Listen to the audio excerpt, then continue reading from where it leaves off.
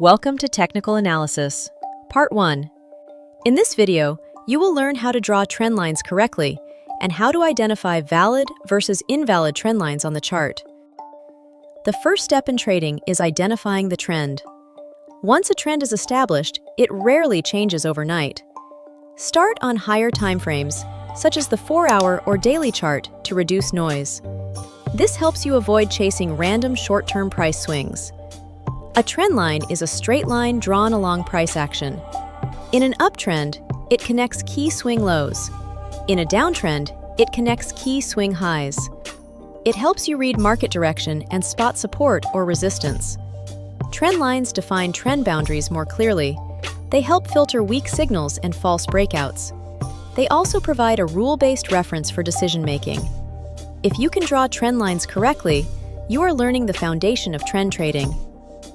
There are 3 core rules. First, a valid trend line must be verified by at least 3 price touches. Second, trend lines on higher timeframes are generally more reliable. Third, when possible, anchor the line to candle bodies, not wicks. Wicks are more volatile and can create misleading breaks. Now, let us walk through this on Bitunix. Open the Futures Trading interface and select a trading pair. For this example, use BTC/USDT Perpetual. From the Chart Tools, select Trendline or Parallel Channel. Here is an invalid uptrend trend line. If you connect only 2 swing lows, the line is not confirmed.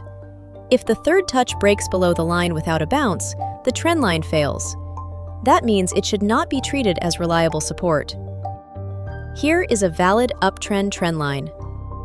First, identify 3 swing lows using candle body lows. Price should bounce after each touch. Connect these 3 points to form the trend line.